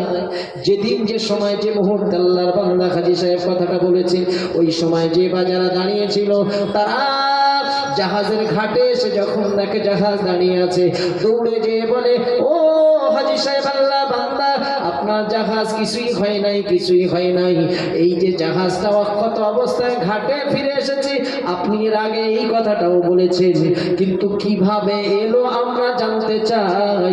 হাজী সাহেব বলে, ও আল্লাহর বান্দা, মনে রাখো, আল্লাহ পাক যখন কোনো ওয়াদা করে, ইন্না ওয়াদাল্লাহি হাক্কা, আল্লাহর ওয়াদার ভিতরে কোনো ভেজাল থাকে না, আল্লাহ পাক ওয়াদা পূরণ করনে ওয়ালা। সুতরাং ওই আল্লাহ মায়ার নবীকে দিয়ে জানিয়ে দিয়েছে, যারা বছরে হিসাব করে করে যাকাত আদায় করবে, আল্লাহ পাক ফেরেশতা দিয়ে তার মালামালগুলো পাহারা দেবে গোটা 1 বছর। এই জন্য আমি হাজী সাহেব বিশ্বনবীর কথার উপরে ঈমান আর ইয়াকিন রেখে আমি বলেছি, আমার জাহাজ কখনোই সমুদ্রের পানিতে ডুবে যেতে পারে না। জোরে বলেন। যাকাত দিলে এই উপকারিতা, কিন্তু আফসোস যাকাত ওজন দেয় না। আল্লাহ রাস্তে বলছি, এটা থেকে আমাদের ফিরে আসতে হবে, এটা থেকে আমাদের ফিরে আসতে হবে। আপনি 7.5 ভরি স্বর্ণের দামটা ধরছেন কেন? 52.5 ভরি রূপোর দাম ধরেন তো, বর্তমান বাজার অনুপাতে 50,000-এরও কম মোটামুটি একটা অ্যামাউন্ট যদি আপনার কাছে থাকে, আপনার উপরে যাকাত ওয়াজিব। 52.5 ভরি রূপোর দাম যদি ধরা হয় তো আপনার খুব বেশি বেশি হলে 50,000 টাকা হোক রূপোর ভরি। 52.5 ভরি যদি ধরা হয় তাহলে 50,000 টাকার মধ্যে থাকবে। আল্লাহ আস্তে আস্তে আপনার সংসারে ডেভেলপ দিচ্ছে, উন্নতি হচ্ছে। আপনার বাপ দাদুর আমলে যতটা কষ্ট ছিল, আপনার ছোটবেলায় সংসারে যত কষ্ট ছিল, আজকে তা আছে ভাই? আছে বলে না। আল্লাহ খেতে দিচ্ছে, পড়তে দিচ্ছে, আরাম আয়েশের ব্যবস্থা করে দিচ্ছে। আর যদি আমার আপনার যাকাত ওয়াজিব হওয়ার কারণে তাও কত শতকরায় 2.5 টাকা, 100 টাকায় কত 2.5 টাকা, তার মানে কিছুই। 100 টাকার ভিতর থেকে যদি 2.5 টাকা কেটে যায়, বর্তমানে তো 50 পয়সা চলে, চলছে ভাই? চলে না। আল্লাহ পাক এই এতটুকু চাইছে আপনার আমার থেকে। আর আল্লাহ নিজে কি দায়িত্ব নিচ্ছে? আপনি আমি 2.5 টাকা দিয়ে কুল্লু খালাস, দায়িত্ব থেকে মুক্ত। আর গোটা পূর্ণাঙ্গ একটা বছর আল্লাহ পাক আপনার আমার মালামাল লক্ষ্য রাখার জন্য, চৌকি দেওয়ার জন্য, ডিউটি দেওয়ার জন্য আল্লাহ নিজেই সিকিউরিটি হয়ে যায়। একবার জোরে বলে, আর একটু মন খুলে বলে। এই জায়গাটা যদিও বা আদায় করছি, সেখানে কত মডেলিং মানুষকে দেখাতে হবে। 500 টাকার শাড়ি কিনলে হবে না, 150 টাকায় কোনটা আছে সেটা নিয়ে আয়। এই তো অবস্থা। তবে ইল্লা মাশাআল্লাহ নদিয়াখালী এলাকা ভালো। ওই আমার এলাকার কথা বলছি। প্রিয় ভাইরা আমার, রাসূল আরবি সাল্লাল্লাহু আলাইহি ওয়া আলিহি ওয়াসাল্লাম বলেন, ওয়া ইতা যাকাত ওয়াল হজ, আল্লাহ পাক যদি অর্থ বাড়িয়ে দেয়, তোমার সংসার চালিয়েছো, তোমার বাড়ি থেকে নিয়ে কাবা বাইতুল্লাহ প্রিয় নবীর রওজায় যাবে, ওইখানে যা খরচ প্রয়োজন সব ব্যবস্থা যদি আল্লাহ করে দেয়, সংসার চালাবার খরচা যদি আল্লাহ পাক কুদরতি হাতে ব্যবস্থা করে দেয়, ও আল্লাহর বান্দা জীবনে একটা বার তোমার জন্য হজ ফরজ। কবার হজ? একবার হজ ফরজ। এই জমিনে অনেক আল্লাহর বান্দা কোটি কোটি টাকা সম্পদের মালিক আছে, লক্ষ লক্ষ টাকা সম্পদের মালিক আছে, অর্থের মালিক আছে, অথচ আল্লাহর বান্দা হজ করতে যেতে চাই না। যদি জিজ্ঞাসা করা হয়, চাচাজি আল্লাহ পাক আপনাকে সম্পদ দিয়েছে, টাকা দিয়েছে, এরপরে আপনি হজ করতে চান না কেন? হাজি ওই চাচাজি উত্তর দেয়, বাবু বয়স হলে তারপরে যাব, বয়স হলে তারপরে যাব। আল্লাহ বান্দা অর্থ যাদের আছে রে বাপ, আমিনুল মোহাম্মদ সন্তানের মতো এই রাতের গভীরে বলে যায়, যদি আপনি হজ পালন না করেন, আল্লাহ নবী জানিয়েছে ওই উম্মাতটা মুসলমান হয়ে মরবে নাকি বেঈমান হয়ে মরবে আমি নবী জানি না। আর ওই উম্মাতের ব্যাপারে আমি নবী কোনো দায়িত্বে থাকবো না। কত ভয়ঙ্কর কথা! আল্লাহ রাসূল বললেন যে সে মুমিন হয়ে মরবে নাকি বেঈমান হয়ে মরবে আল্লাহু আ'লাম, আর আমি নবী ওর ব্যাপারে কোনো দায়িত্বই নেই। ভাইরা আমার, এরপরে আপনি যে নিয়ত করছেন বৃদ্ধা বয়সে হজ পাকে যাবেন, হজ পালন করবেন, ওই সময় আপনার অর্থ নাও থাকতে পারে, ওই সময় অর্থ থাকতে পারে নাও থাকতে পারে। যদি আপনি গরিব হয়ে যান তখন কি করবেন? কিন্তু আপনার উপরে তো একটা ফরজ হুকুম চেপে গেছে, ঠিক না? আচ্ছা, ফরজ নামাজ যদি কাজা হয়ে যায়, সেই কাজা আদায় করতে হয় তো নাকি? মনে রাখবেন, বসিরাতে আল্লামা হুজুর রাহমাতুল্লাহ আলাইহি জরুরি মাসাইলের ভিতরে লিখেছেন, কোন মানুষ যদি তার জীবনে হজ ফরজ ছিল কিন্তু পরবর্তীতে গরিব হয়ে গেছে, ভিক্ষা করে হলেও তার ওই হজটাকে কাজা আদায় করতে হবে। আর যদি না করা হয় তাহলে সে গুনাহগার হবে। কত বড় ভয়ঙ্কর কথা, কড়া কথা, কঠিন কথা। এরপরে মুসলমান ইমানদার, আপনি জওয়ানি পিরিয়ডে আল্লাহ আপনার হজ ফরজ করেছে, আপনি গেলেন না, বৃদ্ধা বয়সের অপেক্ষায় আপনি রইলেন। এখন বৃদ্ধা বয়সে আপনি যে যাবেন হজে, যে সেখানে বসে থাকার কাজ নয়, সেখানে যে বিভিন্ন রকম আল্লাহর হুকুম নবীর তরিকা মোতাবেক কষ্ট করতে হয়, দৌড়াতে হয়, সাই করতে হয়, তাওয়াফ করতে হয়, মাকাম ইব্রাহিমের পেছনে নামাজ আদায় করতে হয়, মিনা মুজদালিফা আরাফা ইত্যাদি ইত্যাদি বিভিন্ন আপনার কাজের মধ্যে থাকতে হয়। কত কষ্ট, কত কষ্ট!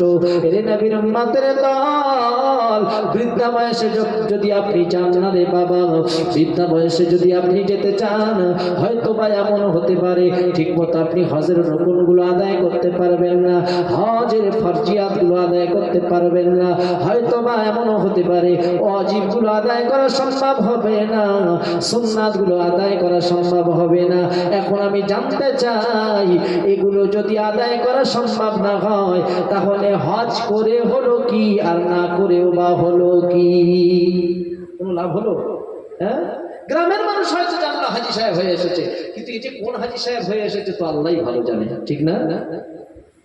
এই জন্য শরীরের তাকওয়াত আছে, জওয়ানি পিওর আছে। ও মুসলমান ইমানদার আল্লাহর গোলাম, জওয়ানি থাকতে থাকতে আল্লাহ হজ ফরজ করেছে, চলে যাও ঘুরে এসো, ওইখান থেকে হজের ফরজিয়াতটাকে আদায় করে চলে এসো। এতে বিনিময়ে লাভ কি হবে? আল্লাহ পাকের ওয়াদা, আল্লাহ বান্দা যখন আল্লাহকে পাওয়ার আশায় হজ পালন করে, ওই আল্লাহর বান্দা হজের কাজ সমাধা করে যখন তিনি বাড়ির পথে রওনা হয়ে যায়, পয়গম্বরে আরবি বলেন আল্লাহ পাক ওই বান্দার উপরে রাজি ও খুশি হয়ে তাকে তার জীবনের গুনাহ মাফ করে দিয়ে আমার আল্লাহ বেগুনাহ মাসুম বানিয়ে দেয়। এমন মাসুম হয় সবেমাত্র আজকের সে যেন মায়ের পেট থেকে ভূমিষ্ঠ হয়েছে। যেমন একটা বাচ্চা মায়ের পেট থেকে ভূমিষ্ঠ হলে তার যেমন কোনো গুনাহ থাকে না, একজন হাজী সাহেব স্বচ্ছভাবে সুন্দরভাবে হজ পালন করলে রাসূল আরবি বলেন ওই উম্মাতকে আল্লাহ তার জিন্দেগির গুনাহ এমন ভাবে সাফ সাফাই করে দেয়, তার আমলনামায় একটাও কোনো গুনাহ থাকে না। নতুন করে যদি সে গুনাহ করে তবে সেই গুনাহ তার আমলনামায় লেখা হয়।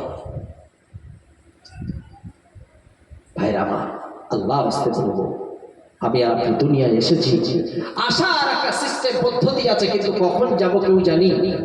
জি, যাদের আল্লাহ হজকে ফরজ করেছে আল্লাহ তাদের যাওয়ার তৌফিক দান করেন, বলেন আমিন। বলেন সকলে জোরে আল্লাহুম্মা আমিন।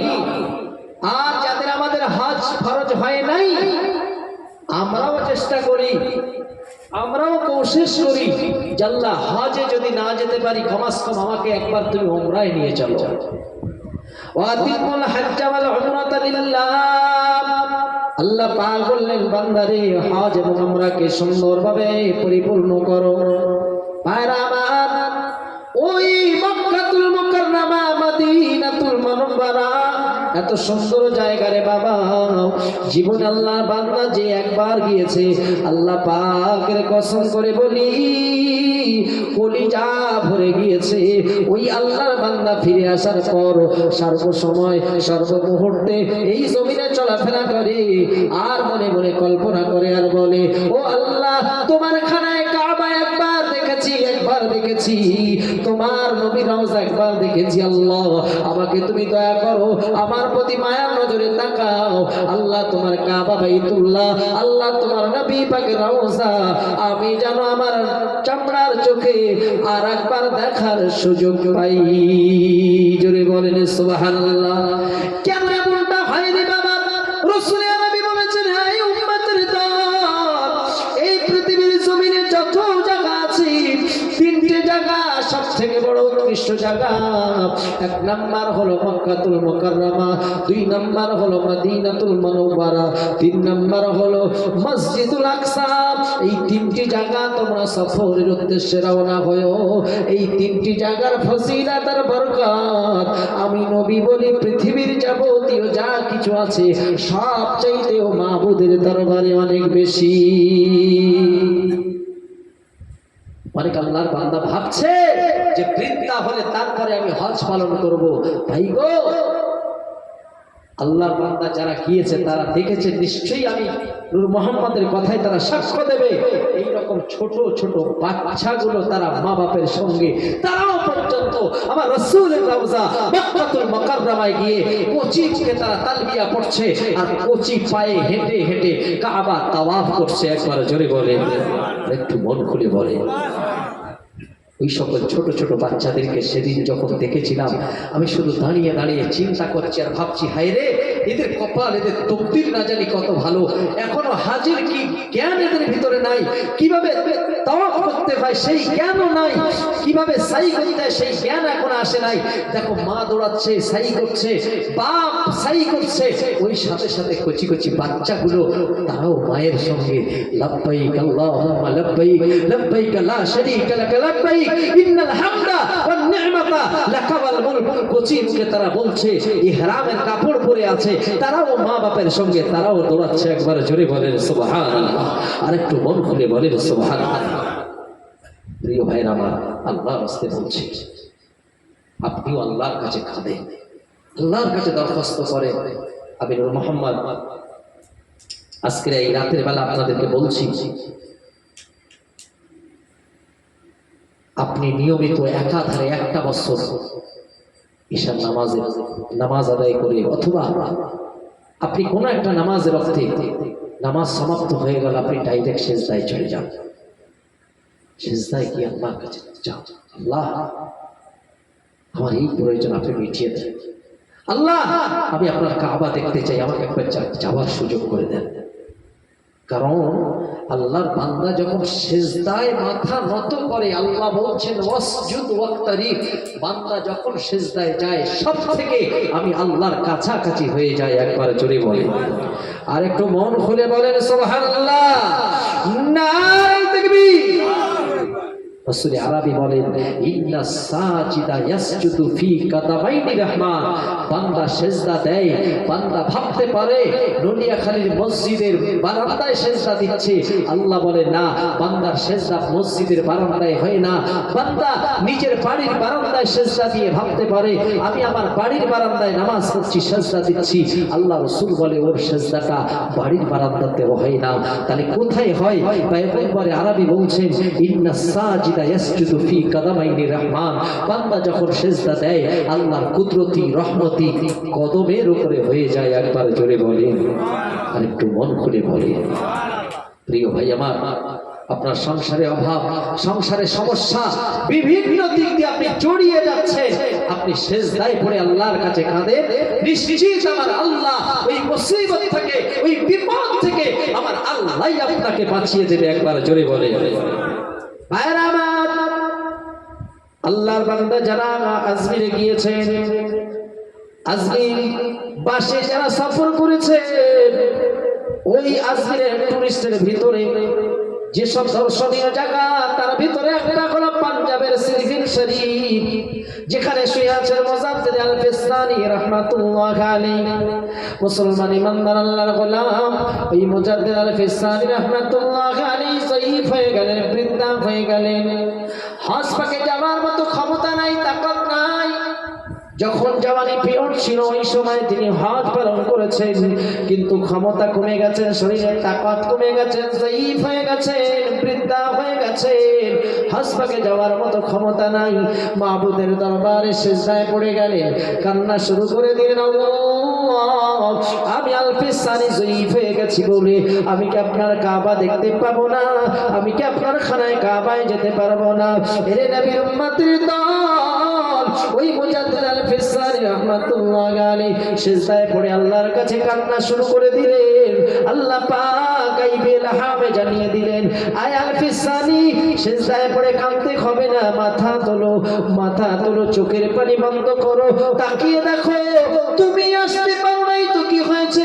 সিজদায় মাথা রেখে আমি মাহবুদের কাছে দরখাস্ত জানিয়েছো, আমি আল্লাহ তোমার দরখাস্তে খুশি হয়ে গেছি, তোমার মনের ইচ্ছাটাকে পূর্ণ করার জন্য আমার কাবাকে তোমার কাছে পাঠিয়ে দিয়েছি। মুজাদ্দিদ আল ফিসানি রাহমাতুল্লাহ আলাইহি তিনি তার রাত্রির চোখ দ্বারা খানায় কাবা দেখলেন, তৃপ্তি পেলেন, আনন্দ পেলেন, আবার বললেন, আল্লাহ আমি কাবা দেখলাম ঠিকই, কিন্তু জমজম পানি পান করা হলো না। আল্লাহ বলে, আল ফিসানি রে টেনশন করিস না, চিন্তা করিস না, তাকিয়ে দেখ আমি আল্লাহ তোর চোখের পানি আর কান্নার ওসিলায় আর দরখাস্ত জানাবার বিনিময় আমি আল্লাহ তোর বাড়ির উঠানে আমি আল্লাহ পানির ফোয়ারা জারি করে দিলাম। একবার জোরে বলে। আজ হাজার হাজার মানুষ যায় সেখান থেকে পানি নিয়ে আসে, আসে কি আসে না বাবু? জি, তাহলে আমি যেটা বলতে চাচ্ছি, সেই আল্লাহ অতীতে ছিল, বর্তমানে আছে না নাই? জি জি। ক্ষমতা কমেছে না বেড়েছে? না, যেমন ছিল তেমন আছে, তেমনই আছে। ইন্নাল্লাহা আলা কুল্লি শাইইন কাদির। আল্লাহ নিজেই বলেন, কুল্লু মান আলাইহা ফান ওয়া ইয়াবকা ওয়াজহু রাব্বিকা যুল জালালি ওয়াল ইকরাম। সব কিছু একদিন ফানা হবে, কিন্তু আল্লাহ অতীতে ছিল, বর্তমানে আছে, আগামীতে থাকবে। একবার জোরে বলে, আর একটু মন খুলে বলে। ভাইরা আমার, একমাত্র সিজদার মাধ্যমে, সালাতের মাধ্যমে বান্দা সবথেকে বেশি আল্লাহ পাকের কাছাকাছি হয়। আর আরেকটা মাধ্যমে আল্লাহ পাকের সঙ্গে বান্দার সম্পর্ক কাছাকাছি হয়, সেটা হলো তেলাওয়াতের মাধ্যম। একবার জোরে বলে। আফসোস লাগে কি জানেন, ফুরফুরা সিলসিলার মতদর্শের মানুষ আমি, মেজ হুজুরের মুরিদ, ছোট হুজুরের মুরিদ, সেজ হুজুর না হুজুরের মুরিদ, কিন্তু আফসোস লাগে রাতের অন্ধকারে জেগে একটু নামাজ পড়ার মানসিকতা আমার নাই। একটু মসজিদে গিয়েছি, সুন্নাত পড়ে বসে আছি। মসজিদে মানুষ কোরআন দান করেছে ঠিকই, সুন্দর কাঁচের আলমারির ভিতরে রাখা আছে। আমি একজন মুজাদ্দিদ জামানের সিলসিলার নগণ্য খাদেম হয়ে কোরআন শরীফ তেলাওয়াত করব, সেই সময় আমার নাই। আচ্ছা বলেন তো বাবু, কোরআন কি এমন একটা নিয়ামত, এমন একটা বস্তু যেটা নিয়ে আলমারিতে উঠিয়ে রাখা বস্তু, নাকি নিয়মিত তেলাওয়াত করা বস্তু? নিয়মিত তেলাওয়াত করা নয়? হ্যাঁ, বাড়িতেও আছে, সেটাও তেলাওয়াত করার আমার খোঁজ নাই। তেলাওয়াত করবে কে? আমার বাড়িতে বৌমা আছে, যে শবে বরাতের চাঁদ উঠলে বাড়ির বৌমা শাশুড়ি মিলে তেলাওয়াত করবে। আমি এমন ব্যক্তি, আমার তেলাওয়াত করার সময় নাই। ভাই, আমি আপনাকে ছোট করতে আসি নাই, আল্লাহর রাস্তায় পায়ে ধরে বলে যাচ্ছি। ভাই আমার, যদি কোরআন জানা না থাকে, আল্লাহর রাস্তায় বলবো, মহল্লার মসজিদের ইমামের বেতন দিয়ে হলেও আপনি কোরআনটাকে জেনে নেন, কোরআনটাকে শিখে নেন, মজবুতির সাথে কোরআন পড়নেওয়ালা একজন হয়ে যান। আল্লাহ রাসূল বলেছেন, যারা কোরআন পড়তে যেয়ে আমার মাহবুবের দরবারে চাইতে পারে না, সময় পায় না, আল্লাহ পাক ওয়াদা করেছে কোরআন তেলাওয়াত করার ওসিলায় তারা এই কোরআনে মশগুল থাকে। এই জন্য তাদের মনের ভিতরে যে চাওয়ার মানে ইচ্ছাগুলো তৈরি হয়, আল্লাহ তার থেকেও বেশি কোরআন তেলাওয়াত করনেওয়ালা বান্দাকে আমার আল্লাহ এমনিতেই দিয়ে দেয়। একবার জোরে বলে, আর একটু মন খুলে বলা গেল না? আর একটু খুশিতে বলা গেল না? নারে তাকবীর, নারে তাকবীর। আমার সোনামানিক ভাইরা, নওজোয়ান যুবকেরা, আল্লাহর রাস্তায় বলছি, এই জিনিসের আমাদের বড় অভাব দেখা দিয়েছে। এই জিনিসের বড্ড অভাব দেখা দিয়েছে, যে নিয়মিত পার্টিকুলার একজন আল্লাহর বান্দা, এখানে এতগুলো মানুষ বসে আছি আমরা, নিয়মিত পার্টিকুলার একজন আল্লাহর বান্দা দাঁড়িয়ে যে বলবে, হুজুর আমি নিয়মিত কোরআন শরীফ তেলাওয়াত করি, এই মানুষের বড্ড অভাব। ঠিক কিনা বলেন? জি জি। খুব যদি পাওয়া যায়, হাতে গোনা মাত্র 2-1 জন। অথচ মুসলমান ইমানদার আল্লাহর গোলাম, পয়গম্বরে আরবি বলেন, উম্মাত, সংসারে তোমার অভাব অনটন, তুমি এশার নামাজ আদায় করার পর ওই নামাজের মুসাল্লাতে বসে বসে সূরা ওয়াকিয়াটাকে তেলাওয়াত করো। আল্লাহ পাক দয়া মেঘের বাণী করে তোমার সংসারের অভাবটাকে আমার আল্লাহ মিটিয়ে দেবে। ওয়াল্লাহ বান্দা, কবরের আযাব বড় শক্ত আযাব। রাসূল আরবি বলেছেন, আই উম্মাত, কবরের এমন কঠিন আযাব, এক পাশের মাটি 2 পাশের মাটি এমন ভাবে চাপ দেবে, এক পাঁজরের হাড় আর এক পাঁজরের ভিতরে ঢুকে যাবে, এ ফড় হয়ে যাবে। মৃত ব্যক্তি কবরের আযাব সহ্য করতে পারবে না। মায়ার নবী বলে, আমার কোন উম্মাত যদি নিয়মিত এশার নামাজ আদায় করার পর সূরা 29 পারার প্রথম সূরা, এই সূরাটা যদি নিয়মিত পালন করে, আল্লাহ পাক আল্লাহ তাআলা দয়া মেহেরবানি করে ওই উম্মতকে কবরের আযাব থেকে নাজাতের ব্যবস্থা করে দেবে। কিন্তু পড়ার লোকটা কই? তেলাওয়াত করা লোকেরই তো অভাব। ইমামে আযম আবু হানিফা রাহমাতুল্লাহ আলাইহি, যে ইমামের অনুসারী আপনি আমি, ওই ইমামে আযম আবু হানিফা রাহমাতুল্লাহ আলাইহি, যার জিন্দেগি, যার জীবন এত সুন্দর, এত স্বচ্ছ, কোরআনে মাজিদ নিয়মিত সূরা ফাতিহা নয়, সূরা ওয়াকিয়া নয়, সূরা মুলক নয়, সূরা রহমান নয়, যে জায়গাটা যে তার কবর হবে, যে জায়গাটা তার কবর বানানোর মনস্থ তিনি করেছিলেন, ওই ইমামে আযম আবু হানিফা নিজের কবরের জায়গাতে বসে দাঁড়িয়ে একবার নয়, দুইবার নয়, ৭,০০০ বার কোরআনে মাজিদ তেলাওয়াতে খতম করেছিলেন। আমরা তো সেই ইমামের অনুসারী নাকি? জি, কিন্তু আমাদের ভিতরে সেই তেলাওয়াতটা কই? যে পুরোপুরো সিলসিলার মতো দার্শের মানুষ আমি আর আপনি, মুজাদ্দিদুজ জামান দাদা হুজুর পীর কেবলা রাহমাতুল্লাহ আলাইহি, তিনার যে জায়গাটা মাজার, তিনার যে জায়গাটা কবর, ওই কবরের জায়গাতে কুইজে ফুরফুরা বলে একটা বই আছে, পড়ে দেখে নেবেন। মুজাদ্দিদুজ জামান রাতের গভীর হলে তিনি বিছানায় ঘুমাতেন না, উঠে চলে আসতেন, দরবার থেকে উঠে এসে বাড়ির ভিতর থেকে বাইরে এসে ওই দাদা পীরের মাজারের ভিতরে দেখবেন একটা মাজারের গায়ে লেখা আছে মোস্তফা মাদানী হুজুরের বড় সাহেব জাদা, ছোট সাহেব জাদা, মুসলমান ইমানদার দাদা পীরের মাজারের এরিয়ার বাইরে একটা আছে বড় হযরত, ভিতরে আছে ছোট হযরত। মুজাদ্দিদুজ জামান দাদা হুজুর পীর কেবলা ওই জায়গায় নিজের কবর হবে এই চিন্তায় জায়গাটাকে পছন্দ করে নিয়েছিলেন। আর রাতের গভীরে হুজুর আমার ঘুম থেকে জাগ্রত হয়ে নামাজের মুসাল্লা কবরের জায়গায় বিছিয়ে দিয়ে আল্লাহর তাহাজ্জুদের নামাজ আদায় করেছিলেন। যদি বলবেন না সুবহানাল্লাহ? গল্প কথা বলছি না, কুইজে ফুরফুরা বলে একটা বই আছে, পড়ে দেখে নেবেন। শুধু কি তাই?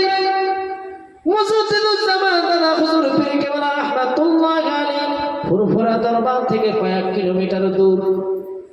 ভাইরা আমার, যে জায়গায় বর্তমান যে দেখবেন একটা ঈদগাহ করা আছে, ওই ধনপতার দিকে যেতে ওই জায়গাটা তখন তদানীন্তনকালে জঙ্গল ছিল।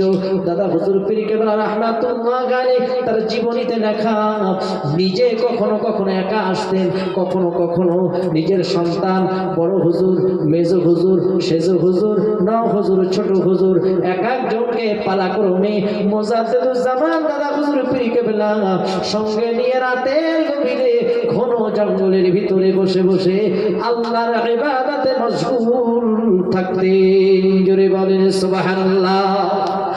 আজ আমরা চিৎকার দেই, দাদা পীরের সিলসিলার মতো দর্শের মানুষ, আজ আমরা চিৎকার দেই ইমামে আযম আবু হানিফা রাহমাতুল্লাহ আলাইহি মাসলাকের উপরে চলনে ওয়ালা মানুষ, কিন্তু মুসলমান ইমানদার আল্লাহর গোলাম নবীজি সাল্লাল্লাহু আলাইহি ওয়াসাল্লাম বললেন, আই উম্মত তুমি আমাকে ভালোবাসো, চিৎকার দাও ভালো কথা, তবে শোনো আমি নবী ভালোবাসার মাপকাঠি তোমার সামনে দিয়ে দিলাম। মান আহাব্বা সুন্নতি ফাকাদ আহাব্বানি ওয়া মান আহাব্বানি কানা মাইয়া ফিল জান্নাহ।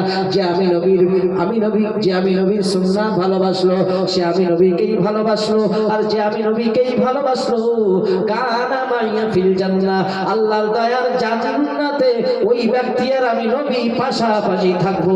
একবার জোরে জোরে বলেন সুবহানাল্লাহ। রাসূলের ভালোবাসার মাপকাঠি নবীজি 1400 বছর আগে দেখিয়ে গেলেন। এবারে বড় বড় আল্লাহর ওলিরা, মাযহাবের ইমামগণরা, তারাও কিন্তু দেখিয়ে গেছে। মুজাদ্দিদুজ জামান দাদা হুজুর পীর কেবলা রাহমাতুল্লাহ আলাইহি শেষ বয়সে এসে এইরকম একটা চটি বই লিখেছেন। বইটা হয়তো চটি হতে পারে, কিন্তু তার ভিতরের কথাগুলো অনেক গুরুত্বপূর্ণ।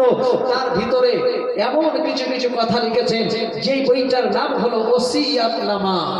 দাদা বিশ্বাস কেবলা রাহমাতুল্লাহ আলাইহি নিজের অন্তিম সময়ের আগ মুহূর্তে ওসিয়াতনামাটাকে লিখে আমাদের জন্য উপহার রেখে গেলেন।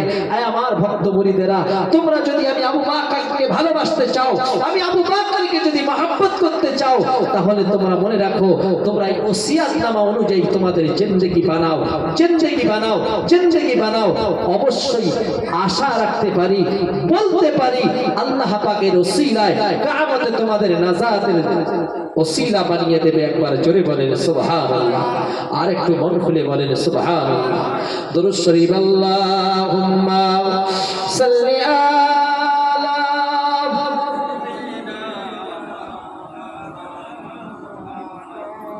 وعلى آل سيدنا।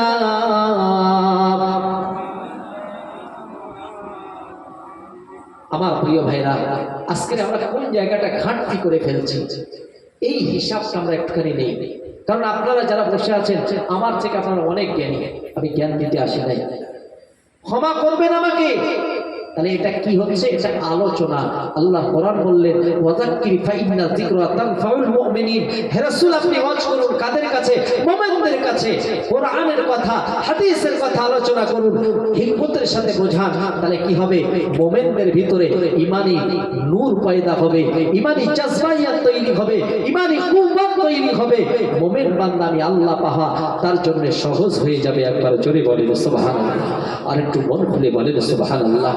ওয়াজের সার্থক তখন হবে, মাহফিলের সার্থক তখন হবে এই ওয়াজের মাহফিল থেকে যদি আমি আপনি পরিবর্তন হয়ে যাই। জি, মুজাদ্দিদুজ্জামান ওয়াজ করেছিলেন, মানুষ পরিবর্তন হয়েছে না হয় নাই? জি, বসিরহাট আল্লামা হুজুর ওয়াজ করেছিলেন, মানুষ পরিবর্তন হয়েছে না হয় নাই? ছোট হুজুর কেবলা ওয়াজ করেছিলেন, মানুষ পরিবর্তন হয়েছে না হয় নাই? মেজো হুজুর কেবলা ওয়াজ করেছিলেন, মানুষ পরিবর্তন হয়েছে না হয় নাই? বড় পিসাব কেবলা ওয়াজ করেছিলেন, মানুষ পরিবর্তন হয়েছে কি হয় নাই? কিন্তু আজকের পরিবর্তন কই? মানুষ বলতে শুরু করেছে এত জলসা দিয়ে লাভ কি? মানুষ যা ছিল তাই আছে। তো বলছি কি বলে না? বলেন, বলে কি বলে না? কারণটা কোথায়? কারণ হলো আলেমরা যে জলসা করে, আলেমদের হাতে কিন্তু হেদায়েতের চাবি দেওয়া নেই। আছে বাবু? না, স্বয়ং রাসূলুল্লাহর হাতে আল্লাহ দেয়নি। ইন্নাকা লা তাহদি মান আহবাবতা ওয়ালাকিন্নাল্লাহা ইয়াহদি মান ইয়াশা। আল্লাহ বললেন, ও নবী, আপনি চাইলে মানুষ হেদায়েত হবে? কখনো না। হেদায়েতের চাবি আমি আল্লাহ আমার হাতে, সুতরাং আমি আল্লাহ যাকে হেদায়েত দেব অবশ্যই সে হেদায়েত হবে। তাহলে তদানীন্তনকালে মানুষ হেদায়েত হয়েছে কেন? আল্লাহ কোরআন জানায় ফাজকুরুনি আযকুরকুম ওয়াশকুরুলি ওয়ালা তাকফুরুন। যারা আমি আল্লাহকে স্মরণ করবে আমি আল্লাহও তাদেরকেই স্মরণ করব। একবার জোরে বলেন সুবহানাল্লাহ। বান্দা যদি হেদায়েত হওয়ার চিন্তায় যদি এক হাত আগে বেড়ে যায়, আল্লাহ পাকের রহমতি কুদরতি হাত ওই বান্দার দিকে 10 হাত বরাবর বেড়ে যায়। ওই বান্দা যদি ভালো পথের দিকে একটু একটু করে আগে বাড়ে, আল্লাহ পাক তার রাস্তাকে সহজ করে দেয়। ওই বান্দা ভালো হতে হতে হতে হতে একটা সময় এমন হয়ে যায় ওই বান্দা বুঝতে পারে না, মনের অজান্তে সে একজন আল্লাহওয়ালা হয়ে যায়। যেমন উদাহরণ, ও মুসলমানি বান্দা, আল্লাহর গোলাম বিশর হাফি রাহমাতুল্লাহ আলাইহি একজন পাকা মতখোর বান্দা যদি ভালো পথের দিকে একটু আগে যায়, আল্লাহর রহমতের হাত কেমন ভাবে তার দিকে প্রসারিত হয় দেখেন। বিশর হাফি রাহমাতুল্লাহ আলাইহি রাতের বেলা মদ খেয়ে টরো হয়ে টলতে টলতে ঘরে ফিরছে। হঠাৎ রাস্তায় যাত্রী রাতে তাকিয়ে দেখে কি যেন একটা আরবি লেখা। ওই আরবি লেখার ভিতরে লেখা ছিল লা ইলাহা ইল্লাল্লাহ মুহাম্মাদুর রাসূলুল্লাহ সাল্লাল্লাহু আলাইহি ওয়া আলিহি ওয়াসাল্লাম। কেউ বলেছেন বিসমিল্লাহির রহমানির রহিম লেখা। এক কথায় আপনি বুঝে নেন আল্লাহর কালাম। ওই বিশেষ হাফি মদের নেশা তো কোনো কাটে না, ওই নেশাগ্রস্ত অবস্থায় আল্লাহর কালাম লেখা ওই কাগজখানা উঠালেন, ভালো করে হাত দিয়ে ধুলো ময়লাগুলো ঝেড়ে নিয়ে মাথায় যে তার পাগড়ি বাঁধা ছিল ওই পাগড়ির ভিতরে রেখে দিয়ে বলে, তোমার জায়গা তো এই জায়গা, তোমার মাকাম তো এই জায়গা, এখন তুমি এখানে কেন? এখন তুমি এখানে পড়ে কেন? মাথা পাগড়ির ভিতরে রেখে দিয়ে ওই বিশর হাফি রাহমাতুল্লাহ আলাইহি রাতের বেলা নিজের বাড়ির পথে রওনা দিয়েছে। বাবা বাড়ির পথে রওনা দিয়ে বাড়িতে যে ওই কালেমা লেখা কাগজখানা সুন্দর করে আলমারিতে রেখে দিয়েছে। আল্লাহ পাক রহমতের দরিয়ায় জোশ লাগিয়ে দিয়ে তদানীন্তনকালে ওই এলাকার আল্লাহর ওলি তাকে খবরের ভিতরে জানিয়ে দেয়, ও আমার মাহবুব বান্দা, তুমি যাও বিশর হাফিকে যে বলো আমার বিশর হাফি যেন কালকের থেকে আর মদের আড্ডায় না যায়, নেশা করতে যেন না যায়। আমার বিশর হাফি আমি আল্লাহ নামে খুশবু লাগিয়ে দিয়েছি, আমি আল্লাহ নামটা মুছে পরিষ্কার করে দিয়েছে, সাফ সাফাই করে দিয়েছে, সুন্দর করে মর্যাদার আসনে তাকে রেখে দিয়েছে। আমি আল্লাহ আমার বিশের হাফিকে মর্যাদার আসন আমি আল্লাহ দিয়েছি। বিশের হাফি যেন কালকের থেকে আর মদ মানে এমন করে মদ খেতে যেন না যায়, মদের আড্ডায় যেন না যায়। আমি আল্লাহ বিশের হাফিকে আমার মনোনীত বান্দাদের তালিকাভুক্ত করে নিলাম। জোরে বলেন।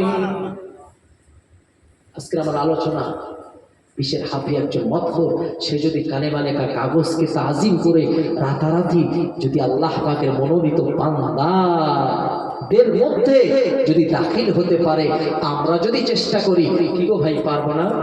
জি পারবো না? বলেন ইনশাআল্লাহ।